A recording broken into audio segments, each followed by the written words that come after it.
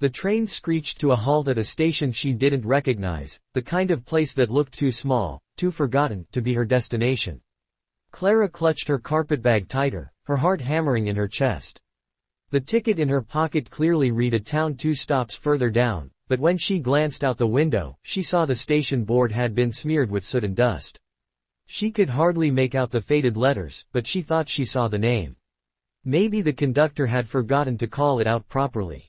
Maybe she was right. Maybe this was it. Her hands trembled as she stepped down onto the platform, boots meeting dirt instead of polished wood. The platform was nearly empty, except for a pair of chickens scratching by a barrel and a wagon hitched nearby. The train whistle shrieked again, and before she could reconsider, it lurched forward, taking her chance at retreat with it. She swallowed the lump in her throat, looking around. She wasn't supposed to be here. This was not the place where the man who had written her letters would be waiting. She had reread his words until they blurred, his script confident, his tone both lonely and steady. He had promised her a home, a life, something different than the cold, stale air of the orphanage where she had worked for years. He had promised to meet her. But no one stood waiting here. Before despair could settle too deep, she heard a small voice. "Papa." The word cut through the quiet like a bell. Clara turned just in time to see a little girl, no older than 7, racing across the dusty yard. Her braids bounced against her shoulders as she barreled toward a tall man standing beside the wagon. His posture was stiff, his hat pulled low, but as the child ran into his arms, Clara saw the way his frame bent to gather her close. The girl peeked around his shoulder, her white eyes falling on Clara. They were blue, startlingly clear against her sunburned face. She lifted a hand, pointing directly at her. "Papa," she whispered now, almost reverently, "God finally answered us."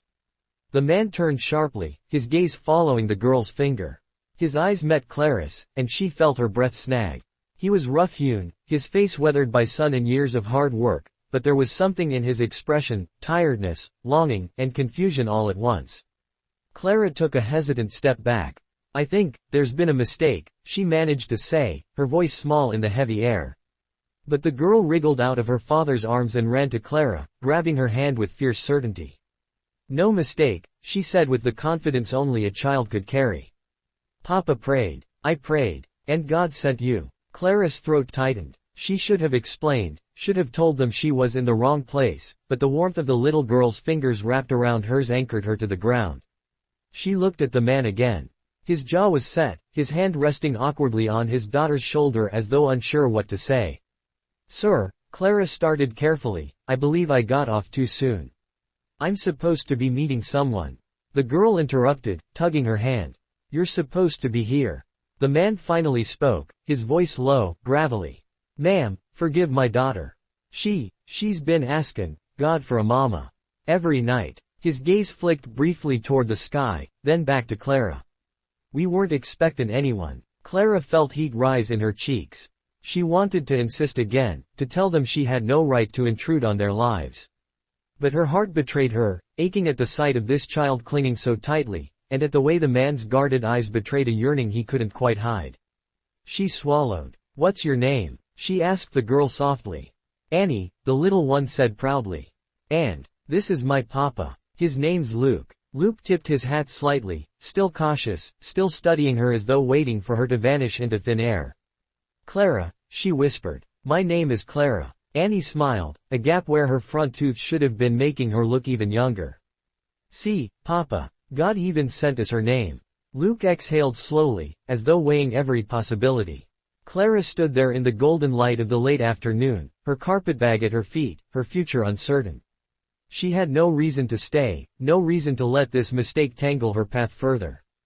And yet, with Annie's small hand locked around hers, she felt for the first time in years that maybe she wasn't lost at all. The wind carried the faint whistle of the train, already far down the tracks. She had missed her chance to leave. Or maybe, just maybe, she had finally arrived exactly where she was meant to be.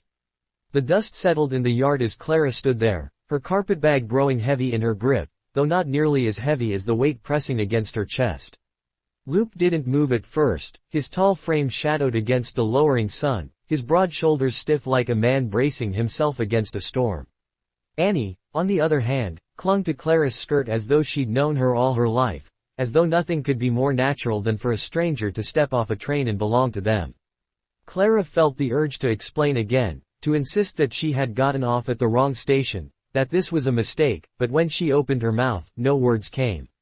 Annie looked up at her with such hope, such bright certainty, it nearly unraveled her. Luke cleared his throat, finally taking a step closer, the dust crunching under his boots. "Ma'am, if you'd like, you can come sit a spell. This station don't see much traffic, and the next train won't be through until morning." His voice was careful, guarded, but not unkind. Clara hesitated, glancing around the lonely platform. The train had vanished into the horizon, leaving her stranded, and there wasn't another soul in sight. The buildings nearby were small, most shuttered, and she didn't know if there was even an inn here. The thought of wandering around alone until morning made her stomach clench. She started, but Annie tugged at her hand again. "Please come, Clara," the little girl pleaded, saying her name with such ease, as if they were already friends. Luke gave his daughter a look, the kind that spoke of unspoken rules and gentle correction, but he didn't stop her. Instead, he nodded toward the wagon. "It ain't much, but we can offer supper and a roof for the night. You'll be safer there than trying to find your way round here." Clara's lips parted in relief.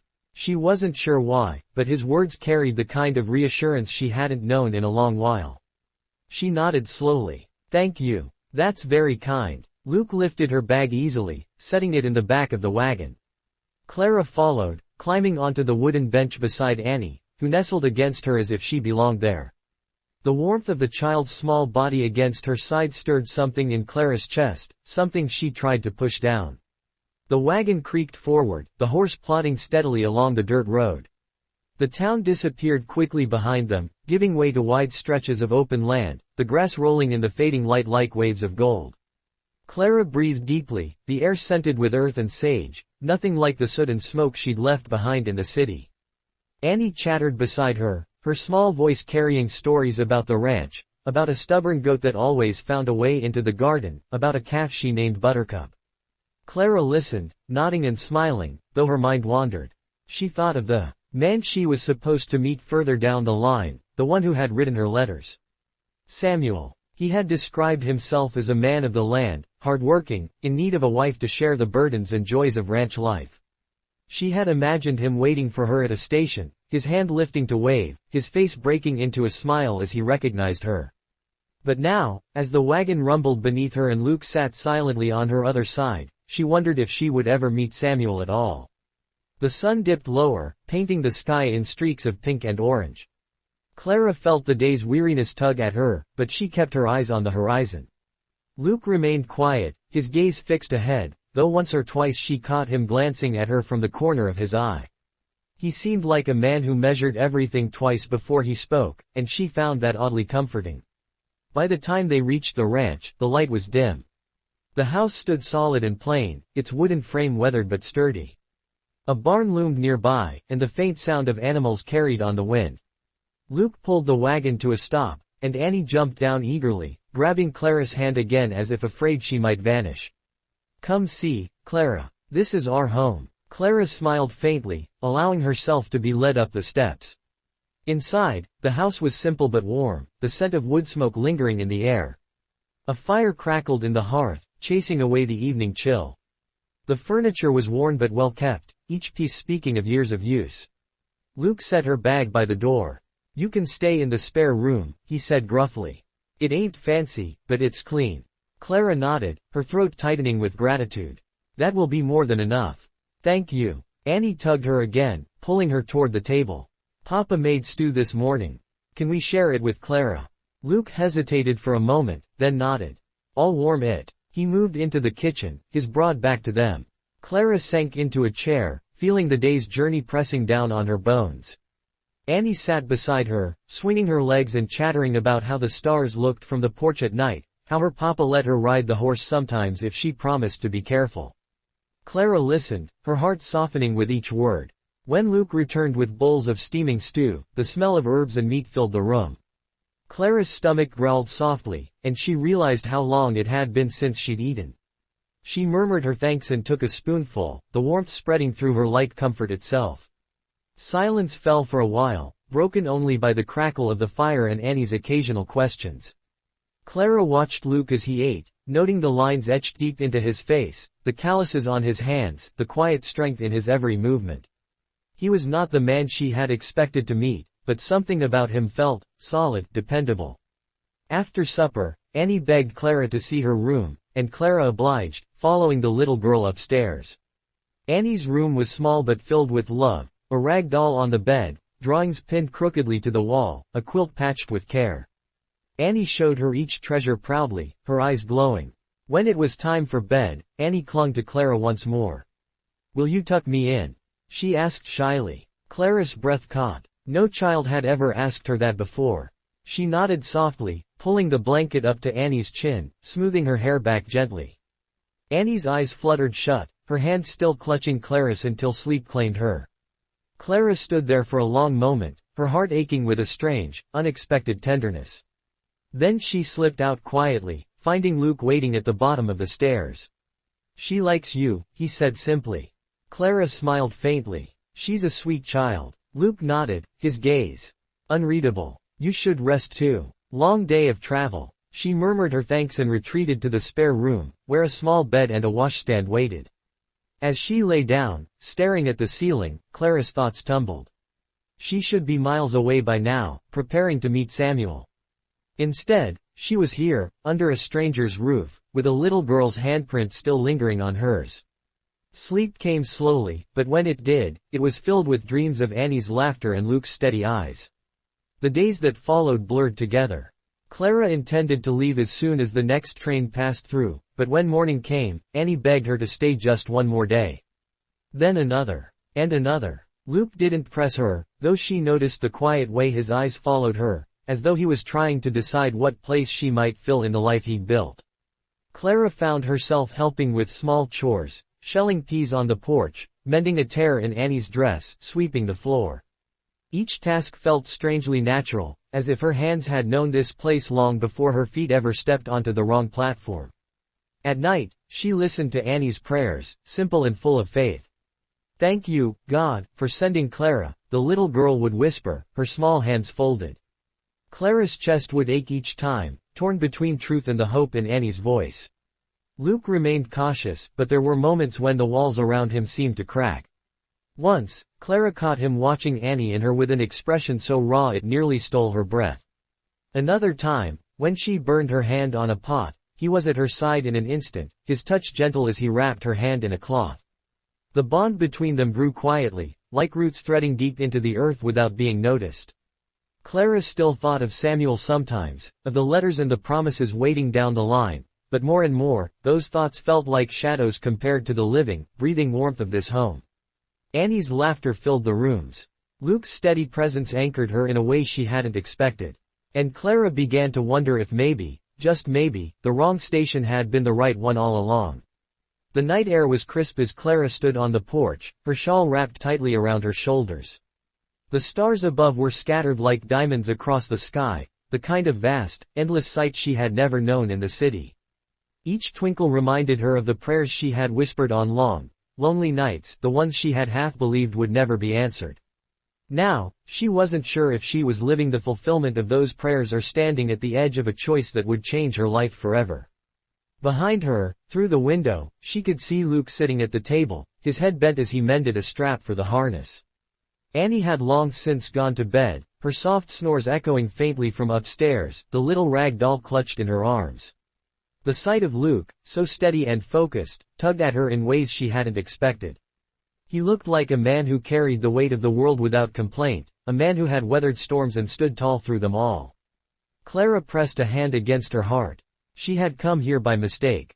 That thought still circled her mind, but each day that passed made the mistake feel less like an accident and more like providence.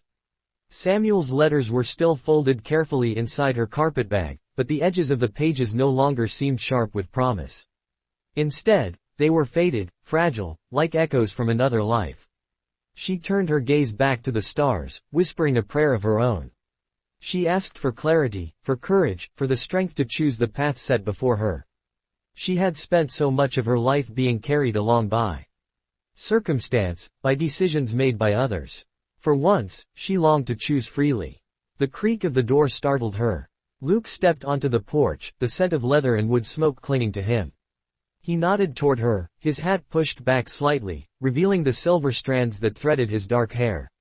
"Couldn't sleep?" he asked quietly. She shook her head. "Too many thoughts." He leaned against the railing, crossing his arms as he looked out at the horizon. "Reckon I know that feeling." His voice carried a weight that matched the night itself. After a moment, he added, "Annie told me tonight she prayed for you again. Thanked God you came." Clara's breath caught. She shouldn't pin her prayers on me. I may not be here long." Luke turned his head slowly, his gaze steady, searching her face. "Maybe. Or maybe you're exactly where you're supposed to be." The words struck her deep, unsettling and comforting all at once. She looked down at her hands, fingers twisting in the fabric of her shawl. "I don't want to hurt her. She's such a dear child. She's already lost too much." "She has," Luke agreed, his voice thick. "And she's stronger for it, but she still hopes. I reckon she sees something in you I can't explain." Clara's eyes lifted to his. "And what do you see?" The silence stretched between them, filled with the soft hum of night insects and the distant cry of a coyote. Luke's eyes, dark and unreadable, softened in the glow of the lantern light. "I see a woman who don't belong to the past she left behind. I see someone who fits here in ways I can't put to words. And I see someone I'm afraid to hope for, because hope has a way of cutting deep when it don't come true." Her heart swelled painfully, torn between fear and longing. She wanted to tell him about Samuel, about the promise she had once thought her only chance at a future. But the truth pressed heavier. Samuel was a man she had never met, a name on a page, a dream she had clung to out of desperation. Luke and Annie were flesh and blood, laughter and warmth, a reality that had seeped into her soul. "Luke," she whispered, her voice trembling. "What if this really was a mistake? What if I'm taking a place that isn't mine?" He shook his head, his jaw tightening. "Don't seem like a mistake to me. Seems like God's hand. Annie believes it with all her heart. And I can't deny that since you stepped off that train, the house don't feel so empty anymore." Her eyes stung with tears. She turned away, afraid of what he would see in her face. The night stretched around them, the stars burning bright, as if urging her to let go of the fear that held her. The next morning, Clara woke early to the sound of Annie's laughter drifting up from the yard. She peered out the window to see the little girl chasing the goat across the grass, her braids flying. Luke stood nearby, his arms folded, a faint smile tugging at his lips. It was a rare smile, one Clara had come to cherish.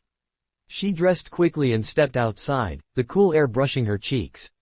Annie spotted her immediately and ran to her, arms wide. "Clara, Papa says we're mending the fence today. Can you help too?" Clara laughed, the sound surprising even herself. "I'll do my best. And so fence today. Can you help too?" Clara laughed, the sound surprising even herself.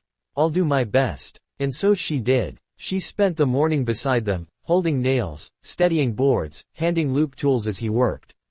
Each time their hands brushed, her heart skipped, and each time Annie laughed, her chest warmed.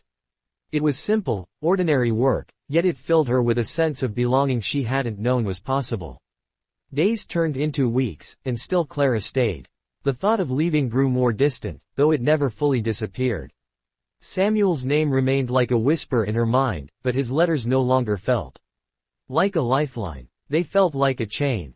One evening, as the three of them sat on the porch watching the sunset, Annie climbed onto Clara's lap, her small head resting against her chest. "Clara," she murmured sleepily, "don't ever go away." Clara's throat tightened. She pressed a kiss to Annie's hair, unable to speak.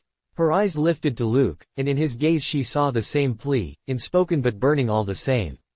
It was then Clara knew the choice had already been made. The train did come through again, weeks later. Clara stood at the station with Luke and Annie, her carpetbag at her feet, the whistle echoing in the distance. She had told Luke the truth about Samuel, about the letters and the plan that had led her here. He had listened quietly, his jaw set, his eyes unreadable. Annie had cried, clinging to her hand. But as the train slowed, hissing steam into the air, Clara looked at them, Luke standing solid, Annie's hand gripping hers, and she realized she couldn't step onto that train. She couldn't walk away from the laughter, the warmth, the prayers answered in a way she hadn't expected. The conductor called out, waiting for passengers. Clara's heart pounded, but her feet didn't move. Instead, she bent down to Annie, brushing her tears away. "I'm not going anywhere, sweetheart." Annie's eyes widened, her face breaking into a smile so radiant it could have lit the whole station. She threw her arms around Clara's neck. Luke stepped closer, his hand brushing Clara's arm, steadying her. "You sure?" he asked softly, though his eyes already held the answer. Clara looked at him, really looked, and knew she was more certain than she had ever been of anything in her life. "I'm sure." The train pulled away without her, the sound of its wheels fading into the horizon. Clara stood there between Luke and Annie, her heart no longer torn, no longer wandering. She had found her place, not by plan, not by letter, but by a little girl's prayer and the quiet strength of a man who had lost much and yet still hoped. The wrong station had led her to the right life. And as the sun dipped low, casting its golden light over them, Clara knew she was home.